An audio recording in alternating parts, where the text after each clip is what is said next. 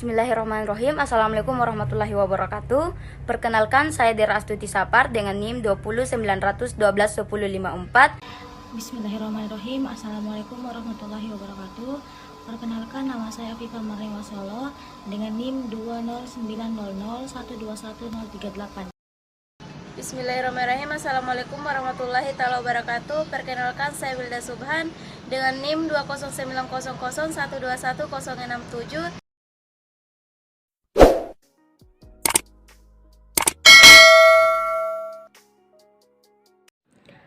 Baik, mungkin itu saja sekian perkenalan dari teman-teman saya. Selanjutnya kita langsung saja masuk ke pembahasan, yaitu materi. Pengertian dan konsep dasar kepemimpinan. Kepemimpinan adalah kemampuan seseorang pemimpin mengelola anggota tim dengan efektif dan efisien untuk mencapai tujuan perusahaan dengan baik. Kepemimpinan adalah kekuasaan yang sangat berpengaruh di balik kekuasaan suatu organisasi atau perusahaan.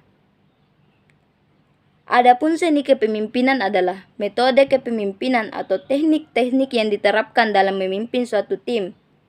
Metode ini diharapkan mampu membentuk karakter dan kinerja yang baik untuk membangun tim yang solid dalam mewujudkan tujuan perusahaan. Teori-teori kepemimpinan yang harus diketahui, yaitu teori orang hebat. Teori kepemimpinan ini menyatakan bahwa pemimpin yang hebat memiliki sifat kepemimpinan yang terbawa dari lahir, bukan karena dibentuk. Kualitas seseorang pemimpin sebenarnya telah melekat secara natural atau bawaan dari lahir. Pemimpin tipe ini sering membawa sifat-sifat alami seperti kecerdasan, keberanian, membangun kepercayaan diri, intuisi, dan persona. Selanjutnya, teori sifat. Teori kepemimpinan ini menyatakan sifat alami tertentu yang dimiliki seseorang cenderung dapat menjadikannya pemimpin yang baik, dan perlu digarisbawahi, memiliki kualitas diri tertentu tidak serta-merta menjadikan Anda pemimpin hebat. Berbeda dengan teori sebelumnya yang mengedepankan genetik atau garis keturunan.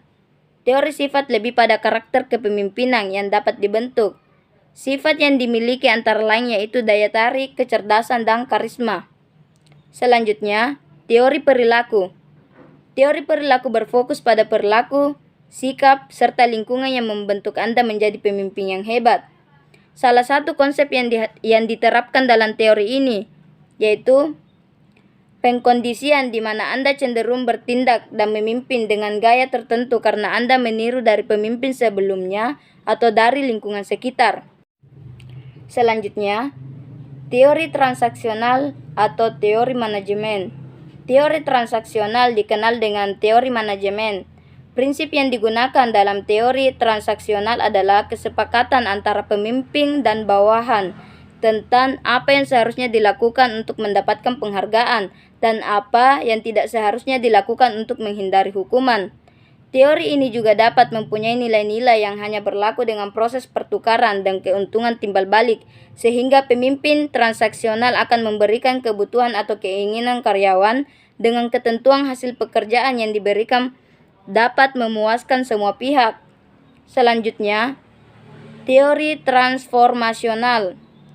Teori kepemimpinan ini didasari oleh adanya hubungan yang positif antara atasan dan bawahan sehingga terbentuklah kepemimpinan yang efektif.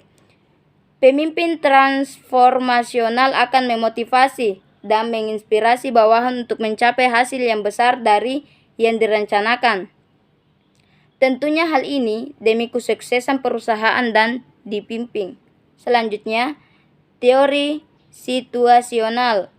Teori ini tidak berhubungan dengan karakter tertentu yang dimiliki oleh seseorang pemimpin. Tidak pula mengklaim bahwa gaya tertentu adalah yang terbaik. Sebaliknya, teori ini menyatakan bahwa pemimpin yang hebat adalah yang mampu menyesuaikan gaya kepemimpinannya dengan situasi yang sedang dihadapi.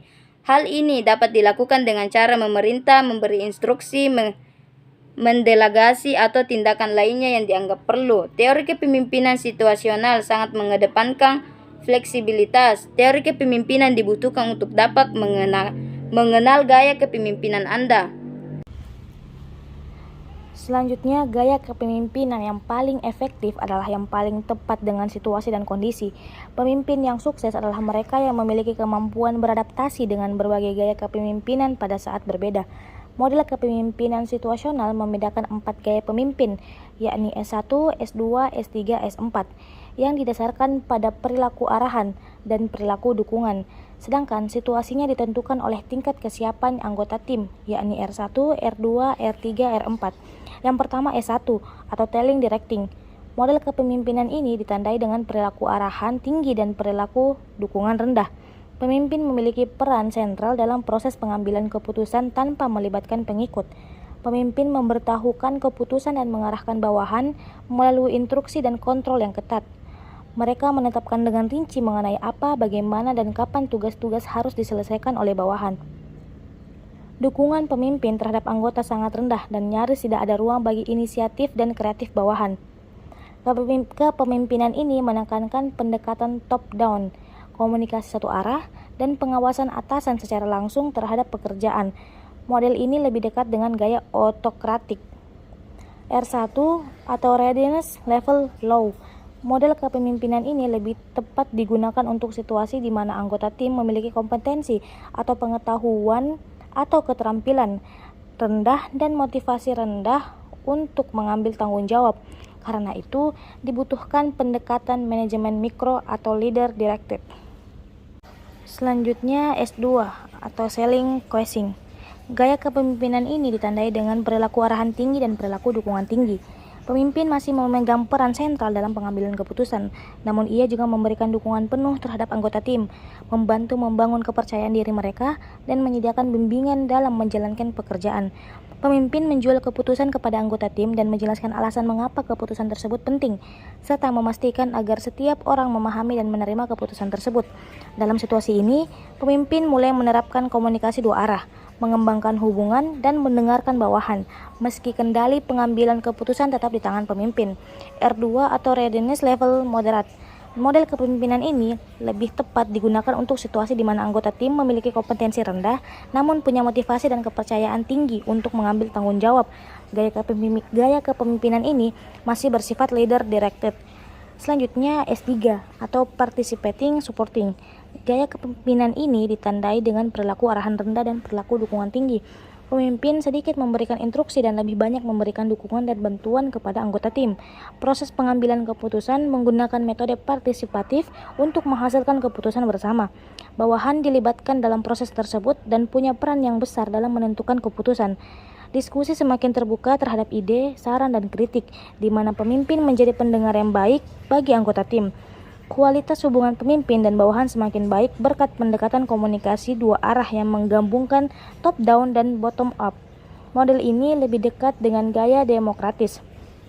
R3 atau Readiness Level Moderate. Model kepemimpinan ini lebih tepat digunakan untuk situasi di mana anggota tim memiliki kompetensi tinggi namun punya motivasi dan kepercayaan rendah untuk mengambil tanggung jawab. Gaya kepemimpinan ini sudah bergeser ke self-directed atau tidak diarahkan lagi oleh pemimpin. Terakhir, S4 atau Delegating Monitoring. Gaya kepemimpinan ini ditandai dengan perilaku arahan rendah dan perilaku dukungan rendah. Pemimpin tidak lagi melibatkan diri dalam tugas dan tanggung jawab.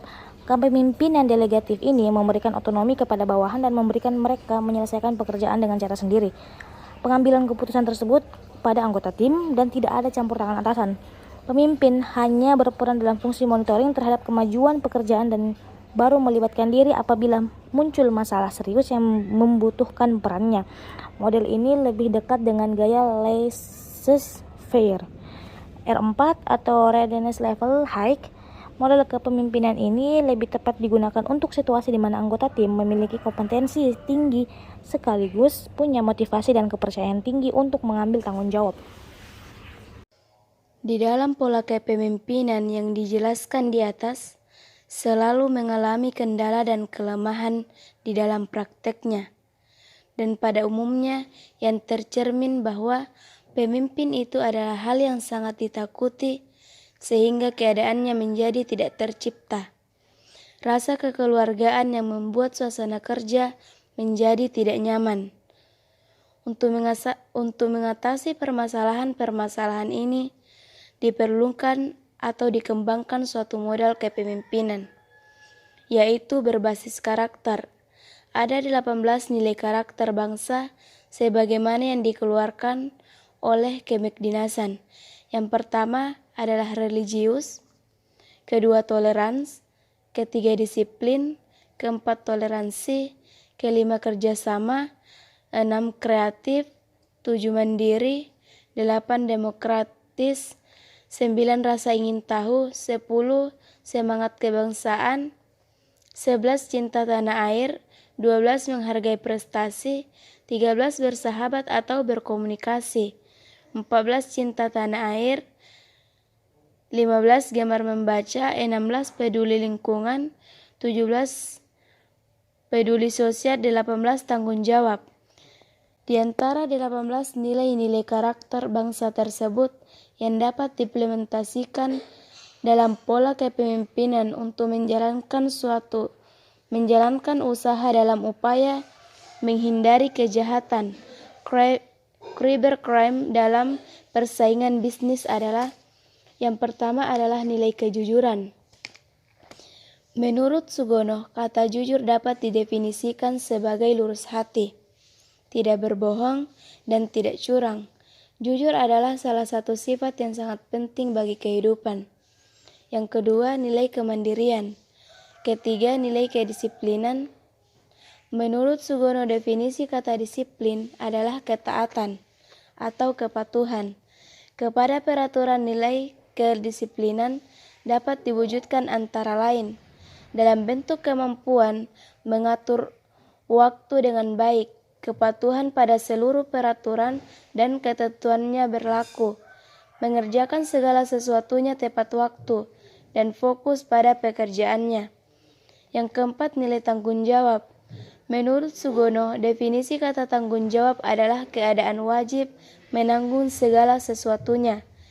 Kalau terjadi apa-apa boleh dituntut, dipersalahkan, dan diperkarakan. Kerja keras.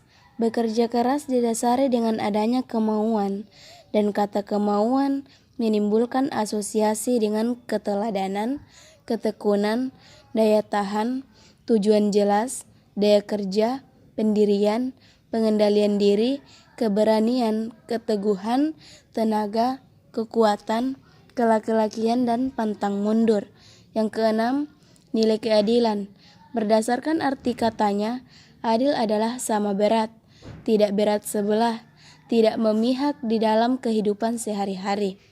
Pemikiran-pemikiran sebagai pertimbangan, dasar pertimbangan untuk menghasilkan keputusan, akan terus berkembang seiring dengan pengalaman dan pengetahuan yang dimiliki seseorang.